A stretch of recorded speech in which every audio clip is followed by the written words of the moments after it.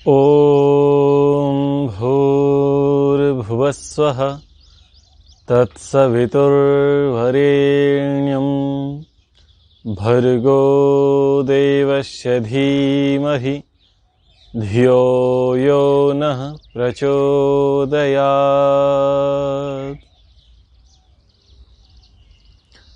महाभारत की इस अध्ययन कक्षा में आप सभी का स्वागत है।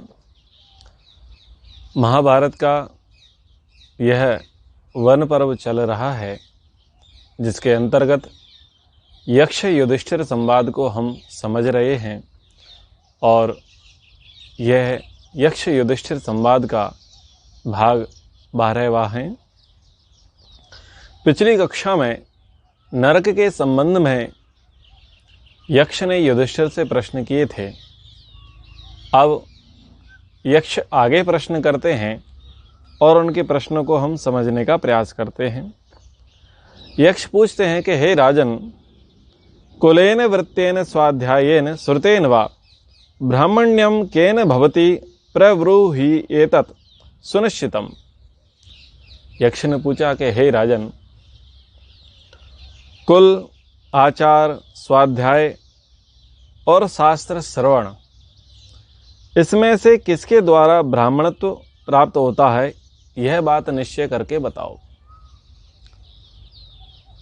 क्या बड़ा कुल ब्राह्मणत्व का कारण हो सकता है?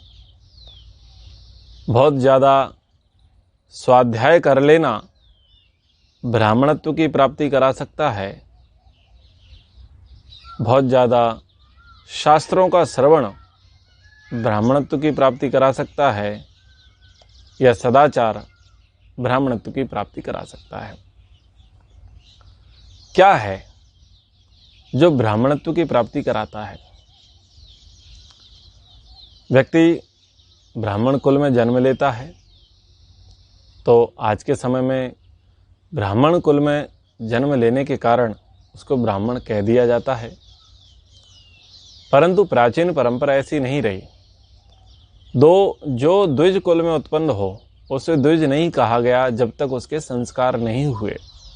जब उसके विद्या के संस्कार, यज्ञोपवीत आदि संस्कार जब नहीं हुए, तब तक उसको द्विजत्व में दीक्षित नहीं माना गया है। तो कह रहे हैं कि एक ब्राह्मण का ब्राह्मणत्व कैसे बचा रह सकता है, कैसे सिद्ध रह सकता है, कैसे उसमें वो अखंड बना रह सकता है, ऐसा क्या उपाय है? तो उसके संबंध में युधिष्ठिर कहते हैं, श्रृणु यक्षम कुलम तात। वो कहते हैं कि हे यक्ष तात, सुनिए, न स्वाध्यायो न च श्रुतम कारणम ही द्विजत्वे च व्रतम एव न संशयः। कहते हैं कि हे तात, सुनो, ना तो कुल ब्राह्मणत्व का कारण है, ना स्वाध्याय और ना शास्त्र का श्रवण ही ब्राह्मणत्व का कारण है। अगर ब्राह्मणत्व के विषय में चर्चा की जाए तो जो आनुवांशिक गुण होते हैं, जेनेटिक सिम्टम्स होते हैं, लक्षण होते हैं, वो तो माता पिता के आचार विचार, व्यवहार, दिनचर्या, खानपान से ही संतति में आते हैं। अब जिनका खानपान, आचार विचार, व्यवहार, दिनचर्या जितनी उत्कृष्ट होगी, उतने ही उत्कृष्ट शरीर का निर्माण संतान का होगा। और जैसे उत्कृष्ट विचारों वाले माता पिता होंगे, वैसे ही उत्कृष्ट विचारों वाली संतान का प्रादुर्भाव उनके घर में होगा। तो जो लोग धार्मिक होते हैं, पूजा पाठ करते हैं, स्वाध्याय करते हैं, शुद्धता पवित्रता के साथ रहते हैं, जिनका धन धार्मिक क्रियाकलापों से आता है, धर्म पूर्वक आता है, तो ऐसों के यहाँ संतान अच्छी ही जन्मती है। जिनके यहाँ परिवेश मलिन है, म्लेच्छ के सदृश है, जहाँ दुर्गंध युक्त वातावरण है, जहाँ अशिक्षा का माहौल है, और भी बहुत सारे जो कारण हैं, तो वहाँ पर उसी प्रकार की संतति उत्पन्न होती है। तो यदि हम देखें तो जो पढ़े लिखे हैं, समझदार हैं, विद्वान हैं, धार्मिक हैं, ये आज की अगर जाति व्यवस्था को देखें तो ये सवर्णों में अधिक होते हैं, अन्य क्षेत्रों में कम होते हैं, अन्य क्षेत्रों में अपवाद के रूप में हैं। तो उस परिवार का, उस कुल खानदान का प्रभाव तो प्रत्येक संतति पर, प्रत्येक व्यक्ति पर होता है। दूसरा, बुद्धि की शुद्धि, विचारों की शुद्धि, ये स्वाध्याय से होती है। जो परिवार, जो कुल, जो मनुष्य जाति, जो गृहस्थी जितना अधिक स्वाध्याय करेंगे, उनकी बुद्धि की शुद्धि उतनी अच्छी होगी, उनके विचार उतने अच्छे होंगे, और जो जितना शास्त्रों को श्रवण करेंगे उनमें उतनी धार्मिकता आएगी। अब ये लक्षण किसी में भी घट सकते हैं, जो अच्छे परिवेश में हैं, अच्छे वातावरण में हैं, जिनका खान पान सात्विक है, जिनकी दिनचर्या अच्छी है, जो लोग स्वाध्याय करते हैं, जो लोग शास्त्रों का श्रवण करते हैं, वो सामान्य मनुष्यों की अपेक्षा तो ज्येष्ठ और श्रेष्ठ होते ही हैं। लेकिन एक सुप्रीम पद है ब्राह्मण, तो ऐसे सामान्य तो ब्राह्मण मान लिया जाएगा जाति से, आज के हिसाब से, कि जिनका खान पान, दिनचर्या, आचार विचार, बोलचाल, व्यवहार, स्वाध्याय आदि सब ठीक ठाक है, शास्त्र श्रवण भी करते हैं, बुद्धि भी उनकी ठीक है, तो कुछ अंशों में उनको मान लिया जाएगा। लेकिन जो अखंड ब्राह्मणत्व है, अक्षुण्य ब्राह्मणत्व है, वो ना तो ब्राह्मण कुल में जन्म लेने से होगा, ना तो बहुत ज़्यादा शास्त्रों के श्रवण करने से होगा, ना वो बहुत ज़्यादा स्वाध्याय करने से होगा। वो यदि होगा तो केवल और केवल सदाचार से होगा। यदि सदाचार नहीं है, श्रेष्ठ आचरण नहीं है, सत्पुरुषों के जैसा आचरण नहीं है, तो बड़े परिवार में जन्म लिया तो क्या लिया, बहुत ज़्यादा स्वाध्याय कर लिया तो क्या कर लिया, खूब सारे शास्त्रों को सुना तो क्या सुना, यदि आचरण ही पवित्र नहीं हुआ। हम देखते हैं, हम सबकी यही मेंटेलिटी होती है, यही विचारधारा होती है, यही सोच होती है कि जिसका व्यवहार अच्छा है वो अधिक प्रिय है। अच्छा, यदि कुल की बात करते हैं तो क्या रावण ब्राह्मण कुल से नहीं था? क्या वो स्वाध्यायशील नहीं था? क्या वो शास्त्रों को श्रवण करने वाला नहीं था? वो कुल से भी ब्राह्मण था, कर्मकांड भी करता था, विद्वान भी था, वो स्वाध्याय भी करता था, शास्त्रों का श्रवण भी करता था, लेकिन फिर भी उसमें ब्राह्मणत्व नहीं था। उसको राक्षस माना गया। उसको राक्षस क्यों माना गया? उसको राक्षस माना गया उसके दुष्ट व्यवहार के कारण, उसके दुराचार के कारण, उसके भ्रष्टाचार के कारण। यदि वह सदाचारी होता तो वह पूज्य नहीं होता। तो ये हम सभी मानते हैं कि किसी भी कुल में जन्म लेने मात्र से हम किसी का आदर नहीं कर पाते, उसको अपने हृदय में स्थापित नहीं कर पाते। जो भले ही बहुत सारे शास्त्रों को पढ़ा हुआ है, तो शास्त्रों के पढ़े होने मात्र से उतने अंशों में हम उनका धन्यवाद कर देंगे, उनका हम आदर कर देंगे, उनके प्रति जय जयकार कर देंगे, या जो भक्त प्रकार का है, बहुत प्रकार के शास्त्रों का उसने श्रवण कर रखा है, तो उतने अंशों में हम उसको सम्मान तो कर देंगे। लेकिन यदि वो सदाचार से रहित है, श्रेष्ठ आचरण से रहित है, शिष्टाचार से वो रहित है, तो हम उसका हृदय से सम्मान नहीं कर पाते, अपने हृदय में स्थान नहीं दे पाते। अर्थात सदाचार की प्राथमिकता है। तो सदाचार से जो हीन है उसको हम सम्मान नहीं दे पाते। तो हम सब के जीवन में सदाचार का विशेष महत्व है। तो यहाँ पर सदाचार को इस प्रकार से कहा कि ब्राह्मण हैं या द्विज है, ब्राह्मण क्षत्रिय वैश्य हैं, भले ही बड़े कुल में हैं, भले ही स्वाध्याय करते हैं, भले ही शास्त्रों का श्रवण करते हैं, पर यदि उनके अंदर सदाचार नहीं होगा तो अपने वो द्विजत्व से च्युत हो जाएंगे, उनका डिमोशन हो जाएगा, उनका पतन हो जाएगा। वो समाज में उतनी प्रतिष्ठा इज्जत प्राप्त नहीं कर पाएंगे। आगे कहा युधिष्ठिर ने यक्ष से, वृत्तम यत्नेन संरक्षम ब्राह्मणेन विशेषतः अक्षीण वृत्तो न क्षीणो वृतः तस्तु हतो हतः। कह रहे हैं कि ब्राह्मण को तो विशेष रूप से प्रयत्न पूर्वक सदाचार की ही रक्षा करनी चाहिए। स्वाध्याय करना है, प्रत्येक मनुष्य को प्रतिदिन स्वाध्याय करना चाहिए। प्रत्येक मनुष्य को शास्त्रों का श्रवण करना चाहिए। प्रत्येक मनुष्य को कुलीन से संपर्क, यानी जो कुलीन व्यक्ति हैं, जो श्रेष्ठ कुलों वाले हैं, ऊंचे कुलों वाले हैं, बड़े कुल वाले हैं, उनके साथ संपर्क, उनके साथ मेलजोल, उनके साथ वार्ता व्यवहार, उनके साथ मित्रता करनी चाहिए। इसमें कोई संशय नहीं है, करना चाहिए। लेकिन सदाचार की ही प्राथमिकता है। केवल बड़े बड़े धनवानों से, बड़े बड़े कुल वालों से, बड़ी बड़ी जाति वालों से यदि हम संपर्क करेंगे, मित्रता करेंगे और हमारा आचरण जैसा कि तैसा है, तो कोई फर्क नहीं पड़ने वाला है, कोई लाभ नहीं होने वाला है। बहुत सारा स्वाध्याय करेंगे और स्वाध्याय करने के बाद पोथी को वहीं के वहीं बंद कर देंगे, लेकिन आचरण में कोई अंतर नहीं आने वाला है। तो ऐसे स्वाध्याय का क्या औचित्य है? यहाँ इस पांडाल में गए, उस पांडाल में गए, इस तीर्थ में गए, उस तीर्थों में गए, ये चैनल बदला आस्था का, ये संस्कार का चैनल बदला, ये जिनवाणी का बदला, ये उसका बदला, और ओशो को भी सुन रहे हैं, राधा कृष्ण को भी सुन रहे हैं, भागवत कथाकारों को भी सुन रहे हैं, वैदिक विद्वानों को भी सुन रहे हैं, कथाकारों को भी सुन रहे हैं, अलग अलग विद्वानों को सुन रहे हैं, लेकिन सुन करके टीवी बंद। लेना देना कुछ नहीं है, आचरण में कुछ नहीं करना, तो इससे कुछ नहीं होने वाला है।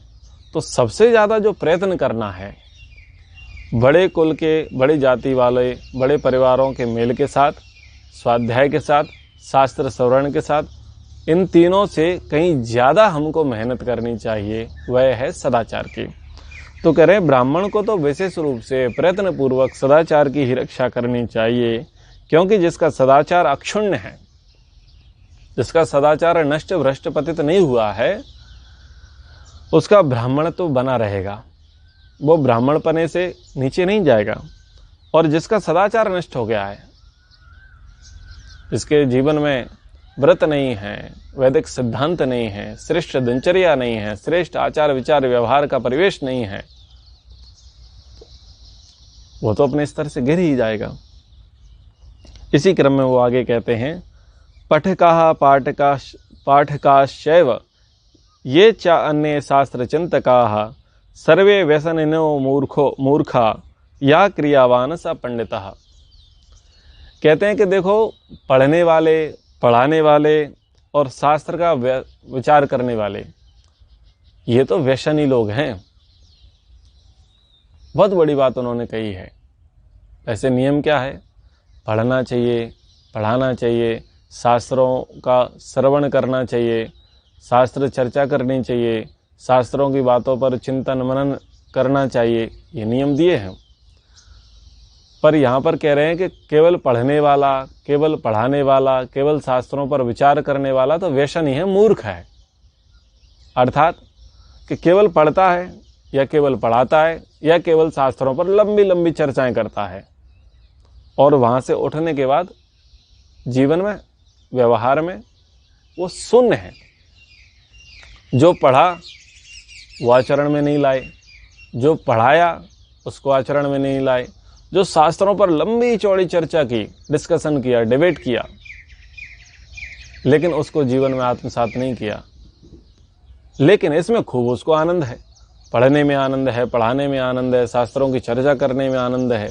तो जो इनमें रस लेता है, जो आनंद लेता है, उसको बोला व्यसनी। ये ज्ञान रंजन करने वाले हैं। कुछ लोग होते हैं मनोरंजन करने वाले। मनोरंजन करने वाले क्या करते हैं? गेम खेलते हैं, टीवी देखते हैं, मोबाइल चलाते हैं, क्रिकेट खेलते हैं, ये सब मनोरंजन करते रहते हैं। कुछ ना कुछ डांस करते हैं, गाना गाते हैं, बजाते हैं, ये क्या है? मनोरंजन। और ये है ज्ञान रंजन। ये क्या है? ये ज्ञान रंजन है। तो ये भी एक प्रकार का व्यसन है कि पढ़ रहे हैं, पढ़ा रहे हैं, शास्त्रों की खूब चर्चा कर रहे हैं, बस वहाँ से उठने के बाद जैसे कल थे वैसे आज हैं, यानी आचरण में, व्यवहार में कोई अंतर नहीं है, तो बोले ऐसे लोग तो व्यसनी हैं, ऐसे लोग तो मूर्ख हैं। पंडित तो वही है जो अपने शास्त्रोक्त कर्तव्य का पालन करते हैं। पंडित तो उन्हीं को कहा, विद्वान उन्हीं को कहा, ब्राह्मण उन्हीं को कहा जो शास्त्रोक्त कर्तव्य का पालन करते हैं, जो शास्त्र में कर्तव्यों का विधान किया, जिनका निषेध किया और जिनका विधि किया। जो करने योग्य कर्म हैं उनको किए, जो करने योग्य कर्म नहीं हैं उनको नहीं किए, और उन्हीं के लिए व्रत संकल्पित हैं, उन्हीं को करने के लिए पुरुषार्थी हैं, तो वास्तव में वो ब्राह्मण है। अब आप देखते होंगे, जैसे एक उदाहरण देता हूँ मैं। एक परिवार में मैं गया हुआ था, तो उन्होंने मेरे से कहा कि आप अगरबत्ती जला दो। तो मैंने कहा कि भाई मैं अगरबत्ती नहीं जलाता, मैं दीपक जलाता हूँ। बोले हाँ, कुछ कुछ साधु संत अगरबत्ती नहीं जलाते। पर अगरबत्ती क्यों नहीं जलाते? सब तो अगरबत्ती जलाते हैं, अगरबत्ती जलाने में क्या बुराई है? और पूजा पाठ की पुस्तकों में लिखा है कि अगरबत्ती जलाना चाहिए। तो मैंने बोला कि जैसे बांस का हम निषेध मानते हैं, अर्थी में बांस को हम जलाते नहीं हैं, तो अर्थी में भी नहीं जलाते, अंत्येष्टि क्रिया में भी उसको नहीं जलाते, बांस को कहीं भी नहीं जलाते। ऐसी मान्यता है कि बांस को नहीं जलाना चाहिए। तो जब एक तरफ आप ऐसी मान्यता रखते हैं कि बांस को नहीं जलाना चाहिए, तो उसी बांस की तीली से, डंडी से, उसी के ऊपर वो लेपन किया जाता है मोमबत्ती के मसाले का, अगरबत्ती के मसाले का। तो मसाला जल रहा है, साथ में अगरबत्ती जल रही है, तो एक तो वहाँ पर बांस जल गया। दूसरा यह है कि जब शुद्ध पीने के लिए पानी नहीं है, तो जो मसाला बना होगा वो कैसे पानी से बना होगा, विचार करना चाहिए। दूसरा, उसमें केमिकल होते हैं, उसमें आयुर्वेदिक वस्तुएं तो होती नहीं हैं, उसमें केमिकल का छिड़काव होता है।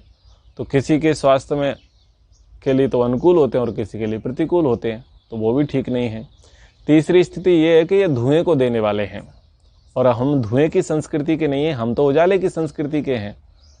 ये धुएं की संस्कृति तो मलेच्छों से आए हैं, अरबियों से आई है, फारसियों से आई है। ये जो विदेशी लोग हैं, मुग़ल लोग हैं, ये धूप अगरबत्ती का इनका काम चलता है, धुएं का काम। हमारा तो नहीं चलता।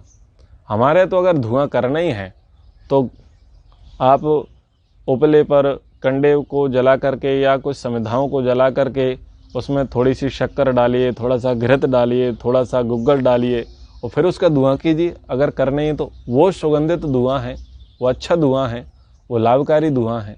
लेकिन यदि जलाने की बात है तो वो केवल और केवल हमको दीपक ही जलाना चाहिए, गाय के घी का दीपक जलाना चाहिए। वो हमारी संस्कृति है, धुएं की हमारी संस्कृति नहीं है। अच्छा, तो वो कहने लगे हाँ बात आपकी सही है, पर क्या करें, हम तो जलाते आए हैं और जलाते ही रहेंगे। कहने का अर्थ समझ में आ रहा है? उनको इस अगरबत्ती ना जलाने पर और घी का दीपक जलाने पर मैंने वहाँ लंबी चर्चा की।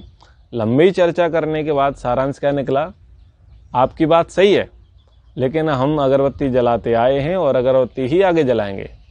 तो ये क्या है? ये शास्त्र विचार है, ये पढ़ने पढ़ाने वाली बातें हैं। यानी खूब पढ़ते हैं, खूब पढ़ाते हैं, खूब विचार भी करते हैं, लेकिन वो आचरण में इसको नहीं लाते। तो जो आचरण में नहीं लाता वो व्यसनी है, मूर्ख है।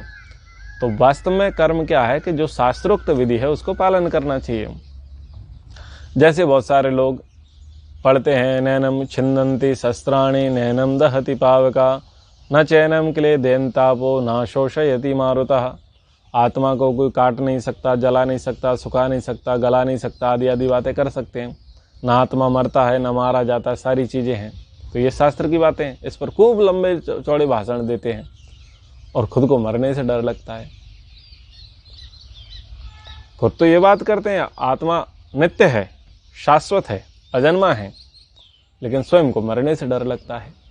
तो एक तरफ तो मरने का डर है और ये भी भाव है कि मैं तुझे मार दूंगा, जबकि गीता में आप पढ़ते हैं कि ना तो ये मारा जाता है ना मरता है। उपनिषदों में भी यही बात आई है, ना तो आत्मा खुद मरता है ना दूसरे को मारता है, और हम कहते हैं मैं तुझे मार दूंगा, मैं तुझे जान से मार दूंगा। अथवा व्यक्ति सुसाइड कर लेगा, अथवा व्यक्ति को मरने से डर लगता है। तो ये क्या है? यानी एक तरफ तो शास्त्रों की चर्चा की और दूसरी तरफ मरने मारने की बातें चल रही हैं। तो ये क्या है? ये विरोधाभास है। ऐसे ही ईश्वर के विषय में, ऐसे ही बहुत सारे विषयों में मतलब चर्चाएं तो खूब लंबी चौड़ी करेंगे, लेकिन वहाँ से उतरने के बाद धरातल पर स्थिति क्या होती है? धरातल पर स्थिति बिल्कुल शून्य होती है। जैसे कोई भी ले लो, कोई भी वक्ता हुआ, कोई भी कथाकार हुआ, कोई भी व्यक्ति हुआ, ब्राह्मण क्षत्रिय वैश्य कोई भी हुआ, स्वाध्याय की बातें, शास्त्रों की बातें लंबी चौड़ी करेंगे। जैसे गंगा को प्रदूषित नहीं करना चाहिए, पर्यावरण को शुद्ध रखना चाहिए, पर्यावरण की रक्षा करनी चाहिए, समय का पालन करना चाहिए, झूठ नहीं बोलना चाहिए, हवन करना चाहिए, ये सब बहुत पढ़ने की, पढ़ाने की और शास्त्र चर्चा, इन पर बहुत सारी बातें चलती हैं। लेकिन जो व्यक्ति कह रहा है कि वायु को प्रदूषित नहीं करना चाहिए, पर्यावरण को शुद्ध रखना चाहिए, वो व्यक्ति कितने पेड़ लगा रहा है पर्यावरण की शुद्धि के लिए? वो व्यक्ति क्या बीड़ी, पुड़िया, तंबाकू, सिगरेट, शराब का प्रयोग नहीं कर रहा? क्या उस व्यक्ति के द्वारा उपभोग की गई वस्तुओं से पर्यावरण का प्रदूषण नहीं हो रहा? यदि उससे प्रदूषण हो रहा है तो उसके निवारण के लिए वो कितना प्रायश्चित कर रहा है, कितना पुरुषार्थ कर रहा है? जो व्यक्ति ये कह रहा है कि जल को प्रदूषित नहीं करना चाहिए, गंगा मैली नहीं होनी चाहिए, वो जल को बर्बाद करने में कितना योगदान दे रहा है? ब्रश करता है 15 मिनट तक वो नल चलता रहता है, फ्रेश होने जाते हैं, शौचालय में जाते हैं, कितनी देर तक पानी बहता रहता है, नहाते हैं तो पानी बहता रहता है, कपड़े धोते हैं तो पानी बहता रहता है, कितने पानी की बर्बादी करते हैं? वहाँ हमने जल का संरक्षण किया? बाकी जल के संरक्षण के लिए बहुत सारे नारे दिए। नदियों में जाते हैं तो नदियों को देखते हैं तो उसमें सारी गंदगी नदी में छोड़ देते हैं हम। वो पूजा पाठ का सामान होगा, भभूति होगी, भस्म होगी, मालाएं होंगी, तस्वीर होंगी, सब नदी में पटक दें। एक तरफ गंगा की पवित्रता की बात करते हैं, दूसरी तरफ उसमें कचरा फेंकते हैं। तो ये है दोहरा चरित्र। यानी पढ़ने पढ़ाने की शास्त्र चर्चा तो खूब करेंगे, लंबी लंबी बातें करेंगे, लेकिन जीवन व्यवहार में बहुत शून्य है। कहते हैं जीव दया करनी चाहिए, जीव दया करनी चाहिए, हिंसा नहीं करनी चाहिए। लेकिन घर में ही कुछ कीड़े वीड़े कुछ दिख जाएं तो झाड़ू उठाया, लकड़ी उठाई, कुछ भी उठाया और मारना शुरू कर दिया। कौन सी जीव दया है भाई? कैसी जीव दया है? आप गाड़ी से जा रहे थे, आपने देखा कि कोई घायल पशु पड़ा है, पक्षी पड़ा है, तो आपने गाड़ी रोक करके उसको सड़क के किनारे रखने की इच्छा ही नहीं रखी। आपके पास इतना समय कहाँ है? लेकिन आपको भाषण जरूर देना है कि जीव दया है, जीवों की व्यवस्था करनी चाहिए। आप खूब सुनते हैं, पढ़ते हैं, पढ़ाते हैं, शास्त्रों की चर्चा करते हैं कि दीनहीन, विकलांगों, अपंगों की सहायता करनी चाहिए, सेवा करना चाहिए, दान करना चाहिए। लेकिन कैमरा आपके सामने नहीं होगा तो आपको दान करने में मज़ा नहीं आएगा। आप उसे दान करने आ रहे थे या उसकी गरीबी का मजाक उड़ाने आ रहे थे?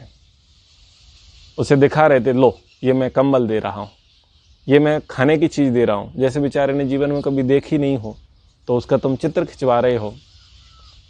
यानी आपको देना भी है तो उसके लिए भी आपको प्रसिद्धि चाहिए, और एक तरफ आप यही बात करते हो देना चाहिए, देना चाहिए।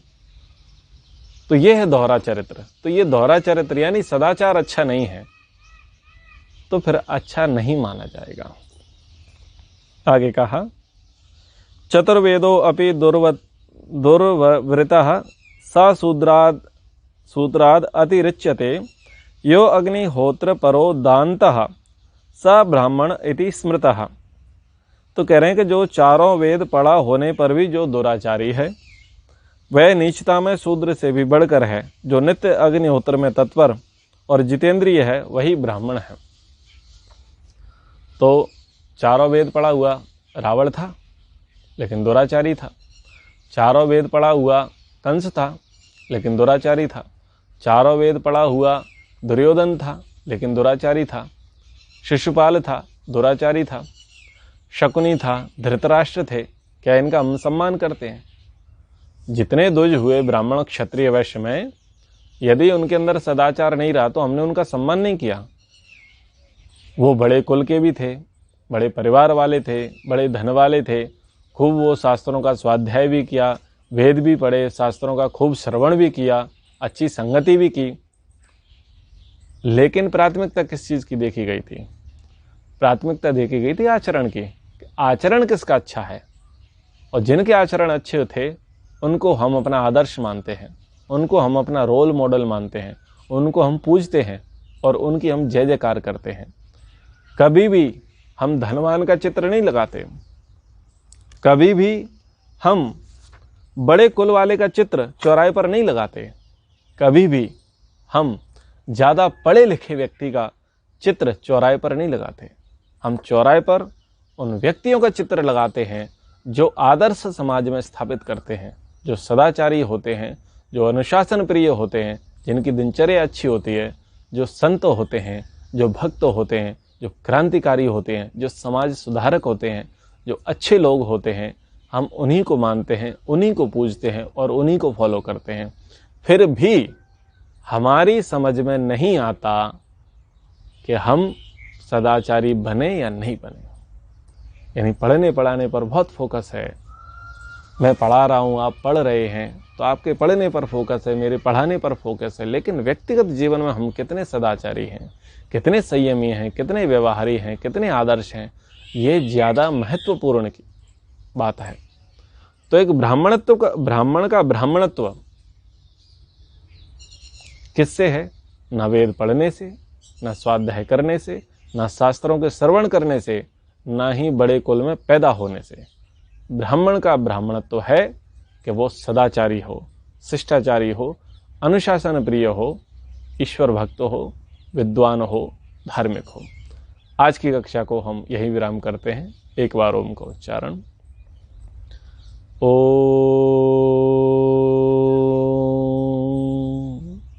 सर्वेभ्यो नमः। सबको सादर नमस्ते जी।